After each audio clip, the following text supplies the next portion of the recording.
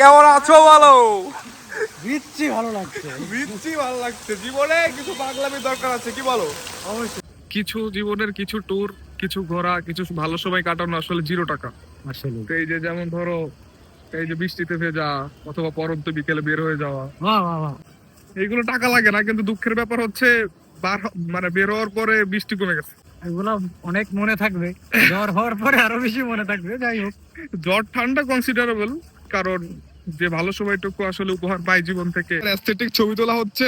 কেমন লাগছে বলো? বৃষ্টি তো আবার শুরু হয়ে গেছে, তাকাতে পারতেছি না, সরি। আসলে ওদের এইগুলা দেখে শৈশবের কথা বেশ মনে পড়ে যাচ্ছে। জীবনকে উপভোগ করছে তারাই, জীবনকে আসলে আমরা তো খালি এই পাশে যাও। একটু বোঝো না কেন? নতুন আসলে ভিডিও টিডিও করতেছি, এক্সপিরিয়েন্স কম। খুবই কম। তো ওই যে ওদেরকে দেখে ভীষণ ভাবে অতীতের স্মৃতিচারণ করতেছি। আসলে আমরাও বাচ্চামি করতেছি, তবে কেন কেন জানি ভিতর থেকে ওই পাগলামি গুলো, ছোটবেলার যে ক্রেজিনেসটা করতে হবে, এটা জীবনে খুব দরকার। ওদের অনুকরণে মিরাজ দা একটু চেষ্টা করছে ছোটবেলায় ফিরে যাওয়ার। যাও, ফিরে যাও। হয় না না মিরাজ দা, সেই আগের মতো কি হয় না? বয়সটা কি বেড়ে গেল? মাথাটা হালকা ব্যথা, এমনি সব ঠিক আছে। বয়সটা বেড়ে গেল 25-এর আগেই। ভালোই লাগতেছে ভাই। এই মিরাজ দা, আসো কয়েকটা একটু সিরিয়াস কথা বলি তোমার সাথে। এই লোকটার সাথে থাকলে জীবনে সিরিয়াস হওয়া আমার দ্বারা সম্ভব না। করা উচিত। এত সুন্দর একটা পরিবেশ, এত সুন্দর মানুষ। মানুষটা কি সুন্দর?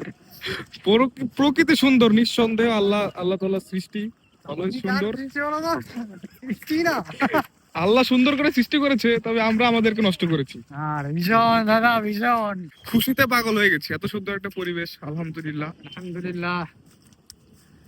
তবে অনেকের কাছে একটা প্রশ্ন থাকতে পারে যে কি ভিডিও বানিয়ে দিছি আমরা, তাই না? তবে ভিডিওর আসলে কোনো টপিক নাই, আমরা আমাদের জাস্ট মানে স্মৃতি ধারণ করতেছি। ওই যে দেখো, বাতাসে চিলটার উঠতে খুব কষ্ট হচ্ছে, পড়ে যেতেছে। এইগুলো কি ঘরে বসে থাকলে দেখতে পারতে দাদা? ঘরে বসে তো ভিডিও মানে শান্তি শান্তি শান্তি শান্তি শান্তি। জীবনে শান্তিটারই সব থেকে বড় অভাব। ওই চিলটা খুব স্ট্রাগল করতেছে, বারবার পড়ে যেতেছে। আমাদের জন্য বৃষ্টি ঝড় বাতাস আরামের হইলেও কিছু কিছু প্রাণীর জন্য কিন্তু একদমই আরামের না। ওর জায়গা খুঁজে পাচ্ছে না।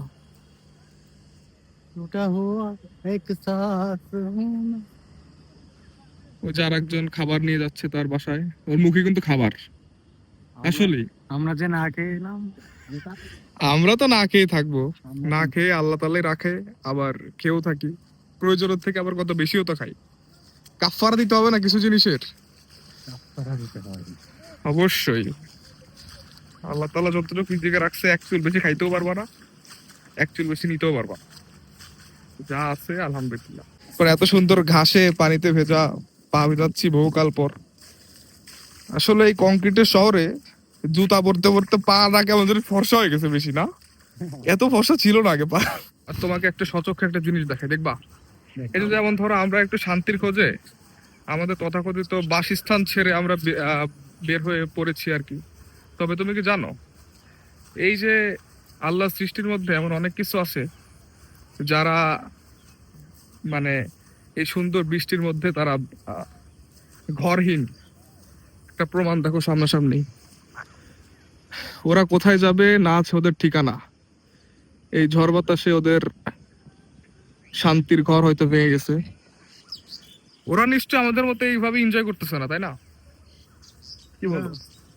ওরা এনজয় করছে না ঠিকই, কিন্তু ওদের শান্তি আছে, ওদের শান্তি আছে, ওদের সেই তাওয়াক্কুলটা আছে আল্লাহর উপর। বাসাটা বানানো হবে আবার। এই যে সবাই শালিক পাখিগুলা, এগুলো চোখের শান্তি। ওই দেখো আরেকজন ঠিকঠাক মতো ভিডিও করে, একটা দৌড় দিয়ে একটা ভিডিও করেই ফেলে। ঠিকঠাক মতো উঠতে পারতেছে না আরেকজন।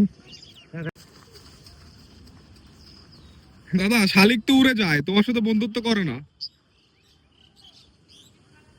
কত পাখি উড়ে গেছে। কে বলো তো? জীবনে কেউ ছিল না? জীবনে তো ছিল অনেকেই, পথে তো অনেকজনকেই হারাইলাম।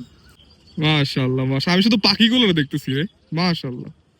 পাখিগুলো এই পিছনের ডালটা থেকে যাইতেছে না। দেখো তো, আসো তো একটা ভিডিও করি, তুমি আর আমি একটা স্মৃতি যেহেতু ধারণ করতেছি, তো কোনো একদিন বলবো যে সাভারের জীবনে এরকম একটা ফ্রেম বা এরকম একটা প্রকৃতির মাঝখানে সাক্ষী হতে পেরেছিলাম।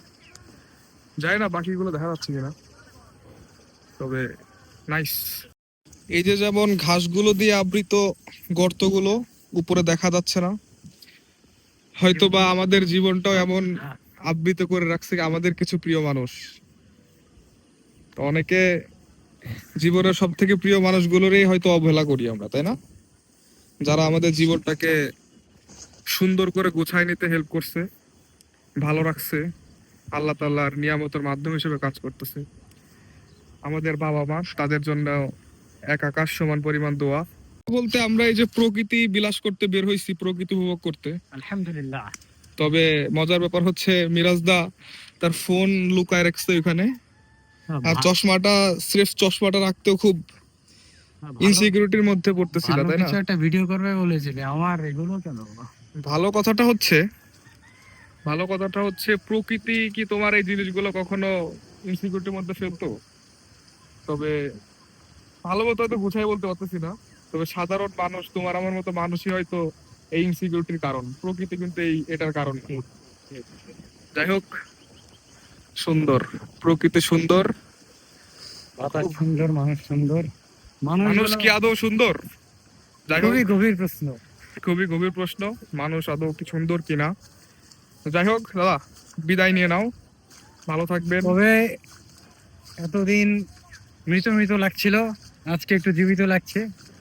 নিজের কবরের মাপের একটা জীবন, মৃত মৃত তো লাগবেই। বাহ, বাহ, বাহ। যাই হোক, যাই হোক, সবাই ভালো থাকবেন, আমাদের জন্য দোয়া করবেন। আসসালামু আলাইকুম।